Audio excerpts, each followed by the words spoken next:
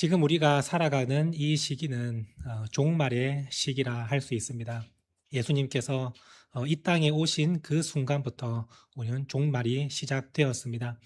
그래서 주님이 이제 언제 오실지 우리는 알 수 없지만 언제 오시든 이상한 일이 아닙니다. 그러므로 지금 이 시기가 바로 종말의 시기, 예수님이 다시 재림하시는 그 시기인 것입니다. 그래서 주님은 우리에게 계속해서 말씀하십니다. 이 마지막 때를 너희는 믿음으로 준비하고 있어야 된다라고 말씀을 하십니다. 그래서 우리 주님은 그 준비하고 있어야 되는 과정에 대해서 우리에게 말씀하시고, 오늘 특별히 이 마태복음 25장 1절에서 13절에 나오는 이 열처녀 비유는 이 마지막 때에 그러면 우리가 어떻게 무엇을 준비하고 있어야 되는지를 주님께서 정확하게 가르쳐 주시는 말씀이라 할 수 있겠습니다. 이 말씀을 비추어서 여러분들이 삶 가운데 과연 나는 진짜 그 마지막 때를 준비하고 살아가고 있는가?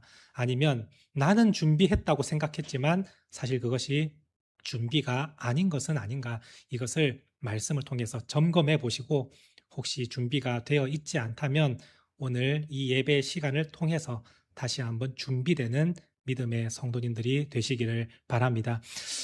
오늘 이 열처녀 비유는 예수님 당시에 혼인의 그런 과정, 절차와 사실은 깊이 연관이 되어 있는 말씀입니다. 그래서 그 당시 1세기에 유대인들의 결혼의 문화를 제가 큰 틀에서 간략하게 설명을 드리겠습니다. 예수님 당시에 결혼의 그 과정은 오늘 우리식으로 생각해 봤을 때 막 연애를 해서 결혼하는 그러한 시대는 아닙니다. 가문과 가문이 서로 합의하에 결혼하는 중매 결혼이다라고 생각을 할 수 있겠습니다. 그렇다고 해서 막 의무적으로 우리 옛날 어른들 시대처럼 진짜 신부가 누군지 신랑이 누군지 알지 못하는 그 가운데에서 결혼은 하는 것은 아니고, 그래도 적어도 신랑이 부모가 정해준 그 신부의 가정을 한번 보고 내가 그 신부가 마음에 들면 신랑이 찾아가서 그 가정에 이제 허락을 받으러 가는 것입니다. 허락을 받으러 가서 이 신부의 어떻게 보면 이제 몸값이라고 하는 결혼 지참금을 이제 얼마로 정할 것인지를 그 부모에게 이제 허락을 받고, 그 가운데에서 또 신부될 여자가 남자가 과연 괜찮은지를 이제 봅니다. 그리고 진짜 그 남자가 괜찮다라고 한다면 그 식탁의 자리에서 이제 포도주를 나눌 때 이 신부가 그 포도주를 마시게 됩니다. 그러면 이 두 사람이 정식으로 이제 결혼할 것을 약속하는 그런 상황이 되는 것입니다. 그래서 이 예수님의 그 말씀은 사실 결혼 문화와 참 많이 맞닿아 있습니다. 예수님께서 마지막 만찬의 자리에서 제자들에게 포도주를 나누어 주신 그 상태가 이제 너와 나는 혼인을 약속하는 자리다라는 그런 의미인 것입니다. 그래서 그 마지막 만찬 때에 제자들이 포도주를 마시는 것은 주님과 제가 이제 혼인하기로 약속이 되었습니다라는 것이고, 마지막 때에 주님이 다시 오시는 그때가 진짜 결혼식이 일어나는 천국의 혼인잔치라 이렇게 표현을 하지 않습니까? 그것이 유대인의 그 결혼의 문화 가운데 있는 것입니다. 그래서 신랑과 신부가 포도주를 마심으로 인해서 그들은 결혼이 약속된 약혼자가 됩니다. 그러면 이 남자는 다시 자기 집으로 돌아옵니다. 그리고 그 가운데에서 이제 신부를 맞이할 집을 준비하는 그러한 시간을 가집니다. 보통 이 시간이 한 1년 정도의 시간이 걸립니다. 그래서 남자는 집을 준비하고, 여자는 이제 새로운 가문으로 들어가기 때문에 이 가문이 어떠한 가문인지, 그리고 나는 남편을 어떻게 섬겨야 되는지를 이 1년 동안 마음의 준비를 하고 있는 것입니다. 이 1년의 기간이 거의 지나가면 이제 신랑 쪽에 거처가 마련되면 신랑의 아버지가 신부를 데려오라라고 이제 말을 합니다. 그래서 예수님께서 말씀하실 때 내가 다시 너희에게 오는 그 날과 그때는 천사도 모르고 아들도 모르고 아버지만 아시니라 이렇게 말씀하시지 않습니까? 그 당시 결혼 문화는 신랑의 모든 준비가 끝날 때 아버지가 그 날을 결정을 합니다. 그래서 아들도 모르고 아무도 모르는 상태가 되는 것입니다. 그러나 분위기는 알 수가 있습니다. 이 신랑 쪽에서 거의 집을 준비하는 일이 끝나고 신랑 쪽에 잔치가 준비가 되고 신랑의 친구들이 모이면 이제 신부 입장에서는 나를 데리러 오는구나 라는 그러한 사인이 되는 것입니다. 그러면 이제 신부 쪽에서는 뭘 준비합니까? 오늘 말씀에처럼 이제 신부의 들러리들을 준비를 하는 것입니다. 이 들러리들의 역할은 신랑이 신부를 데리러 올 때 맞으러 나가서, 그때는 항상 저녁 시간입니다. 우리는 낮에 결혼을 하지만 유대인들은 항상 저녁에 결혼식을 하기 때문에 이 등불이 항상 필요한 것입니다. 그 등불을 신부 쪽에서 준비를 하는 것이고, 신랑이 데리러 왔을 때 신부와 함께 다시 신랑 집으로 이동을 합니다. 그때 에스코트를 하는 사람이 이런 열처녀와 같은 신부의 들러리들인 것입니다. 그래서 이 신부의 들러리들의 가장 중요한 역할은 불이 꺼져서는 안 된다는 겁니다. 만약에 이동하는 가운데 불이 꺼져버렸다. 그러면 신랑과 신부에게 엄청난 수치와 모욕감을 안겨주는 것이기 때문에 이들은 철저하게 그 등불을 준비하는 역할을 하는 것입니다. 자, 이러한 결혼 문화를 한번 생각을 해보면 오늘 읽은 이 말씀의 배경이 두 군데가 된다는 것을 알 수 있습니다. 초반부에 나오는 배경은 신부의 집 앞입니다. 신랑이 모든 준비를 마치고 신부를 데리러 오는 그 상황 가운데 이 처녀들이 나가서 맞이하는 장면이고, 마지막 부분은 이제 신랑의 집으로 신랑과 신부가 다 이동되는 상태입니다. 그래서 그곳에서 마지막으로 그 잔치에 참여하지 못한 사람들에게 문이 닫혔음을, 신랑의 집이 배경이 되는 것입니다. 이 두 가지의 상황을 여러분들이 한번 생각해 보시고 들으시면 훨씬 더 이해가 쉬울 거라 생각을 합니다. 자, 이러한 과정 가운데에서 신부의 들러리들, 이 열처녀들의 역할은 너무나도 중요합니다.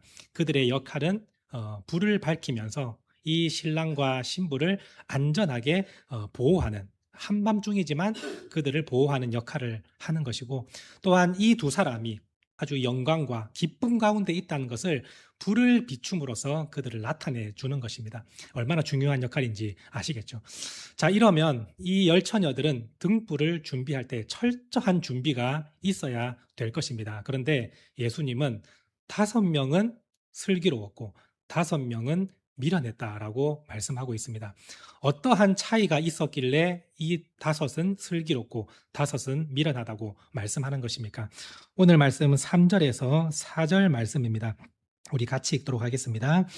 미련한 자들은 등을 가지되 기름을 가지지 아니하고 슬기 있는 자들은 그릇에 기름을 담아 등과 함께 가져갔더니. 자, 어떤 상황인지 여러분들 이해가 되십니까? 공통점부터 살펴보자면 이 10명의 모든 처녀들은 신랑이 지금 오고 있다는 사실을 알고 있습니다. 그렇죠? 그리고 그들은 등을 준비를 했습니다. 그리고 신랑이 오기를 기다리고 있습니다. 이 세 가지는 이 모든 사람들에게 공통적으로 나타나는 모습입니다. 그런데 한 가지 차이점이 있는데 그 차이점이 기름이 준비되지 않았다라는 겁니다. 자, 이들은 등불을 밝혀서 신랑과 신부를 신부 집에서 신랑 집까지 인도를 해야 됩니다. 그러면 그 시간이 어느 정도 걸리지 않겠습니까? 그 처녀들이 준비한 등은 우리식으로 따지면 횃불과 같은 모습이라 생각하면 되겠습니다. 그 횃불은 한 번 불을 붙이면 한 10분에서 15분 정도 타다가 이제 불이 사그라듭니다. 그러면 신랑을 맞이해서 신부 집에 데려가서 신랑이 신부의 그 결혼 지참금을 주고 신부를 다시 신랑 집으로 데려가는 그 시간이 있지 않습니까? 그죠? 이거는 기름이 준비되어 있지 않으면 무조건 꺼지는 상황입니다. 이 미련한 처녀들이 깜빡해서 혹은 기름까지 내가 준비해야 되는지 몰라서 안 한 것이 아니라 그들은 누구나 알 수 있는 것을 준비하지 않았다는 겁니다. 이 예수님의 비유를 듣는 사람들은 다들 의아해했을 것입니다. 이 사람들이 왜 기름을 준비 안 했지? 이 당연한 걸, 이러한 의미로 여러분들이 생각하면 되겠습니다. 자, 그때에 혹시 여러분들이 생각할 때 아니 신랑이 지금 말씀해 보면 좀 더디 와서 이들의 불이 꺼져버린 거 아니나라고 생각하는 분도 계실 겁니다. 그런데 이 신랑이 일찍 오든 늦게 오든 제 시간에 오든 이 상황은 전혀 달라질 것이 없습니다. 왜 그렇습니까? 신랑이 늦게 옴으로 인해서 열 처녀가 모두 잠들었다라고 되어 있는 것이지 그 불이 신랑이 늦게 와서 결국 꺼져버렸다라는 의미가 아닌 것입니다. 신랑이 도착했을 때 그제서야 처녀들은 불을 밝히고 신랑을 맞이합니다. 그렇기 때문에 신랑이 일찍 오든 늦게 오든 제 시간에 오든 전혀 상관없이 이 미련한 처녀의 불은 무조건 꺼질 수밖에 없는 상황입니다.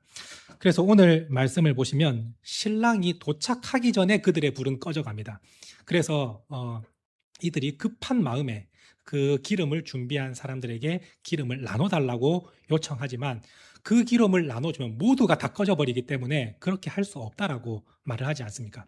신랑이 도착하기도 전에 불이 꺼져버리는 그 상황이 바로 기름이 준비되어 있지 않았기 때문이며 기름이 준비되어 있지 않았기 때문에 그들을 미련한 처녀들이라고 예수님은 비유로 말씀하시는 것입니다. 자, 그러면 이거를 오늘 우리식으로 한번 이제 적용을 해보도록 하겠습니다. 슬기로운 자와 미련한 자의 결정적인 차이는 기름에 있고 이 모든 사람들은 다 등은 준비된 상황입니다. 등이 준비가 되어 있다는 것은 어떻게 보면 오늘 우리가 주님 앞에서 예수님을 알고 예수님을 믿고 그리고 예배의 자리에서 예배를 드리고 기도하고 말씀 읽고 신앙생활을 하는 이러한 모습이 등이 준비되어 있는 상태라 할 수 있겠습니다. 그래서 오늘 이 열 처녀의 비유는 교회 밖에 있는 믿음이 없는 사람들을 향한 메시지가 아니라 사실은 교회 울타리 안에 있는 성도들에게 주시는 강력한 메시지입니다. 오늘 여기 계신 모든 분들이 다 열 처녀와 같이 어떤 분은 슬기로운 사람이고 어떤 분은 미련한 사람이 될 수 있습니다. 등이 준비가 되었다는 것은 오늘 이 자리에 예배 자리로 나온 사람입니다. 예배도 드리고 기도도 하고 말씀도 읽고 신앙생활을 하는 사람이 등이 준비된 사람입니다. 그런데 기름이 없다는 의미는 어떤 의미입니까? 주님의 말씀이 삶 가운데서 작동하지 않는 사람이 바로 기름이 준비되어 있지 않은 사람인 겁니다. 우리는 누구나 말씀이 작동하지 않아도 예배 드릴 수 있습니다. 성경 말씀 읽을 수 있습니다. 기도할 수 있습니다. 내가 원하는 것, 하나님 이거 주십시오, 저거 주십시오. 이게 안 됩니다. 얼마든지 기도할 수 있습니다. 그런데 주님께서 아무리 말씀하셔도 그 말씀이 삶에서 작동되지 않는다? 그 사람이 등은 준비되어 있으나 기름은 준비되어 있지 않은 사람이라는 것입니다. 예수님은 이 비유의 말씀을 하기 전에 이미 이 사실을 정확하게 제자들에게 말씀해 주셨습니다. 마태복음 7장 24절 말씀을 보시면 슬기로운 자, 지혜로운 자에 대해서 예수님은 이렇게 말씀하십니다. 우리 같이 읽도록 하겠습니다. 누구든지 나의 이 말을 듣고 행하는 자는 그 집을 반석 위에 지은 지혜로운 사람과 같으니, 여기에 말씀하는 지혜로운 사람과 오늘 말씀에 나오는 슬기로운 처녀, 이 단어가 똑같은 단어입니다. 번역하기로는 다르게 번역을 했지만 사실은 원어적으로는 똑같은 단어입니다. 자, 그러면 누가 슬기롭고 지혜로운 자입니까? 주님의 말씀을 듣고 그 말씀대로 행하는 자가 지혜롭고 슬기로운 자다라고 말씀하십니다. 그럼 이번에 반대로 어리석고 미련한 자에 대해서 예수님은 이렇게 말씀하십니다. 26절 말씀입니다. 같이 읽겠습니다. 나의 이 말을 듣고 행하지 아니하는 자는 그 집을 모래 위에 지은 어리석은 사람 같으니, 여기서 나오는 어리석음과 오늘 말씀에 나오는 미련한, 이 단어가 원어적으로 똑같은 단어입니다. 그러면 미련한 사람은 어떤 사람입니까? 주님의 그 말씀을 듣고도 알고도 행하지 아니하는 사람이 바로 오늘 말씀에 나오는 기름이 준비되어 있지 않은 미련한 사람이다라는 것입니다. 여기 계신 모든 분들이 주님께서 무엇을 원하시는지, 우리가 어떻게 살아가야 되는지를 모르고 살아가는 사람은 아무도 없을 겁니다. 주님이 어떻게 살아가기를 원하시는지 우리는 다 압니다. 그럼에도 불구하고 그것을 행하는 사람이 있고 끝까지 행하지 않는 사람이, 결정적인 차이가 바로 기름이 준비되어 있지 않은 사람과 준비된 사람의 차이라는 것입니다. 주님은 우리에게 말씀하십니다. 예수님을 네 마음속에 영접하라. 그분을 너의 주인으로 삼아라. 우리가 주님을 영접할 때 우리는 하나님의 자녀가 되는 권세를 얻는다 하였습니다. 그러면 그 영접이라는 게 대체 어떤 의미입니까? 그냥 내가 입으로 예수님을 믿습니다 하면 그걸로 영접이 끝난 상태입니까? 그렇지 않습니다. 주님이 내 삶의 주인으로 바뀌는 그 순간이 바로 우리가 예수님을 마음속에 영접한 사람입니다.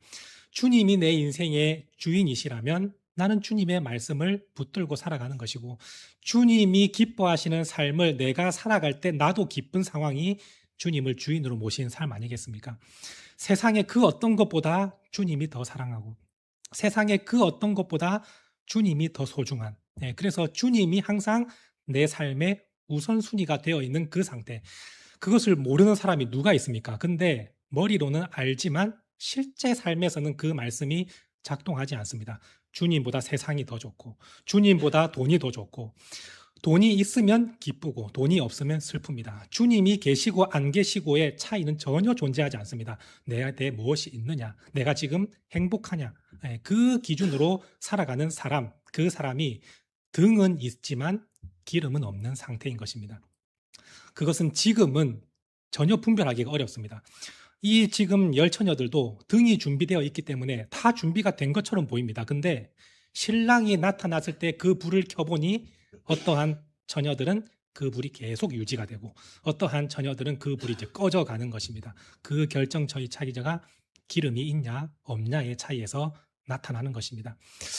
우리가 생각할 때, 그러면 우리가 신앙생활을 하고 믿음 생활을 하는 이 상황은 우리는 항상 세상 사람들이 말하는 그 행복을 누리지 못하고 항상 고통과 눈물 가운데 살다가 끝나는 것이 믿음의 사람입니까? 라고 질문하는 분도 계실 것입니다. 그런데 전혀 그렇지 않습니다.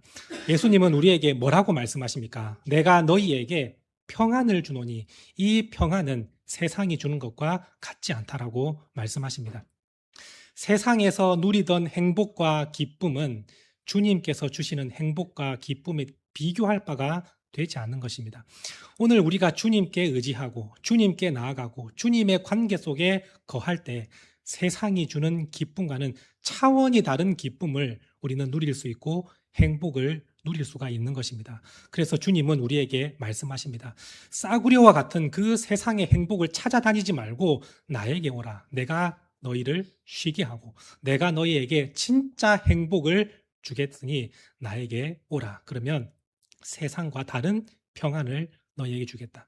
이 평안은 주님이 주시는 충만함, 온전함, 그리고 주님이 주시는 자유함, 회복, 번영, 이 엄청난 은혜가 주님께 다 있는 것입니다. 그런데 우리는 주님께 나아갈 생각은 하지 않고 계속해서 세상 것에서 만족을 누리려고 하는 그 상태, 그 상태가 기름이 없는 상태인 것입니다.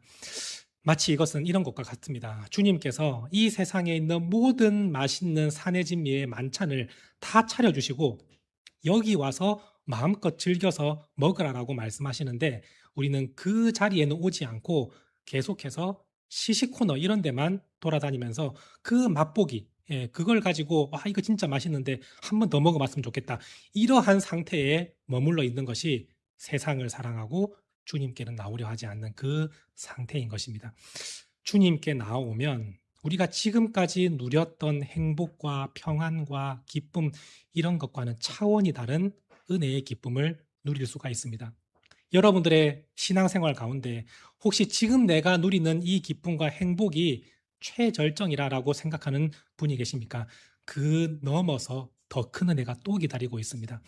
주님의 말씀이 강물처럼 흘러넘칠 때 우리의 발목에 차고 무릎에 차고 허리에 차고 나중에는 건널 수 없는 그런 은혜의 강이 되는 것처럼, 여러분들이 신앙생활을 하면 할수록, 주님께 가까이 나아가면 가까이 나아갈수록, 주님과의 관계가 깊어지면 깊어질수록 여러분들의 은혜는 차고 넘치는 은혜로 계속 나아갈 수 있는 것입니다. 이러한 은혜가 있는데 이 은혜로 나오지 않고 계속해서 마음이 세상 속에 향해 있다. 그 주님의 은혜보다 하나님 세상적인 것이 더 좋습니다라고 말을 하고 있는 그 상태, 그 상태가 기름이 없는 상태인 것입니다. 여러분은 지금 어떻게 살아가고 있습니까? 등은 준비가 되어 있는데 혹시 기름은 준비가 되어 있지 않는 상태로 살아가고 있지 않습니까? 지금 내 삶에 주님께서 함께 하시는 그 기쁨을 누리지 못하고 있다면, 주님께서 나를 붙들고 계시고 내 안에 계시고 내가 주님 안에 그 관계 속에 있다는 그 기쁨보다 세상의 기쁨이 더 좋다면 여러분들은 지금 등만 준비되어 있는 상태인 것입니다. 주님을 만날 준비가 전혀 되어 있지 않은 상태인 것입니다. 바라기는 우리 모든 성도님들이 오늘 말씀에 나오는 슬기로운 처녀와 같이 기름이 준비되어 있기를 원합니다. 나같이 자격 없고 나같이 죄인인 이러한 보잘것없는 나를 사랑하셔서 주님께서 찾아오셔서 나를 구원해 주시고, 자격 없는 나를 끝까지 버리지 않으시고 나를 붙들고 계시는 그 주님의 은혜의 관계 속에 한번 머물러 보십시오. 여러분, 이 은혜는 세상이 주는 은혜와는 전혀 다른 은혜일 것입니다. 바라기는 여러분들이 발걸음을 멈춰버리고 주님의 은혜는 여기까지가 끝인가 보다라고 생각을 하고 계신다면 다시 그 발걸음을 주님께로 더 가까이 옮겨 보십시오. 여러분들이 생각하지 못할 은혜가 더 많이 기다리고 있을 것입니다. 이러한 은혜를 누린 사람은 세상의 기쁨을 다시 한번 맛보라 해도 맛보고 싶지 않습니다. 왜냐하면 그 세상이 주는 기쁨은 너무나도 하찮은 것이기 때문입니다. 그래서 진짜 기름이 준비된 성도는 예전에 세상 가운데 그 기쁨을 누렸던 기쁨을 다시 한번 누려보려고 해도 세상이 주는 기쁨으로 만족이 되지 않습니다. 옛날에는 그렇게 기쁘고 즐겁고 재밌었는데 그 세상이 주는 기쁨이 내 마음에 전혀 충족이 되지 않는 겁니다. 왜냐하면 진짜 참된 기쁨을 맛보았기 때문입니다. 그래서 예전에 막 친구들과 함께 술 마시고 막 수다 떨고 놀러 다니는 그러한 기쁨이 예전에는 너무나도 기뻤지만 참된 기쁨을 맞이하면 그 자리가 이제는 더 이상 기쁨이 되지 않는 것입니다. 그 사람이 기름이 준비되어 있는 바로 상태인 것입니다. 그런데 내가 주님의 그 기쁨을 맛보았는데도 불구하고 세상적인 것이 더 좋더라 라고 한다면 여러분들은 지금 등만 준비되어 있는 상태인 것입니다. 그래서 여러분들의 신앙을 여러분들이 철저하게 점검하십시오. 그 믿음은 누구도 대신해 주지 못합니다. 오늘 말씀에서 이 기름은 어디에서도 얻을 수 없는 기름이라고 말씀하지 않습니까? 여러분, 이 믿음은 내 부모의 신앙이 대신해 주지 않습니다. 우리는 때로는 착각할 때가 있지 않습니까? 부모님이 너무나 믿음이 좋으면 마치 그 믿음이 내 믿음인 것처럼 생각할 때가 많습니다. 그런데 부모의 믿음은 부모의 믿음일 뿐이고 내 믿음은 내 믿음인 것입니다. 여러분들이 그러한 착각 속에 살아가지 않기를 원합니다. 내 믿음은 내가 스스로 지키는 것입니다. 그러므로 여러분들의 삶 가운데 내가 진짜 주님을 향한 기쁨과 감격이 있는가? 주님과 함께 동거하며 주님의 그 임재 가운데 진정한 기쁨을 누리고 있는가? 이것을 여러분들 스스로 점검해 보십시오. 교회 안에 믿음의 성도들이 많다고 해서 그 믿음이 마치 내 믿음이라고 착각해서는 안 됩니다. 믿음 좋은 사람의 그 믿음을 내가 함께 따라가고 있다고 해서 내 믿음이 마치 그 사람 믿음과 똑같다고 생각을 할 때 우리는 내가 기름이 준비되어 있지 않음을 주님의 재림의 때 그때서야 발견하게 되는 것입니다. 그러므로 여러분들은 미련한 처녀와 같이 주님의 재림의 때에 내 등불이 꺼져가는 등불이구나 라는 그러한 안타까운 삶이 되지 마시고 지금 내가 기름을 준비하고 주님께 더 가까이 나아가고 주님이 주시는 은혜로 내가 살아가기를 원합니다. 이 고백 속에서 날마다 주님의 임재 가운데 거하시기를 바랍니다. 그러면 우리 모두는 기름이 준비되어 있는 성도로서 주님이 재림하시는 그날에 여러분들이 진짜 밝은 등불을 들고 주님을 기쁨으로 맞이하는 성도가 될 수 있을 것입니다. 저와 여러분들이 모두가 다 이 기쁨의 은혜를 누릴 수 있게 되기를 간절히 소망합니다.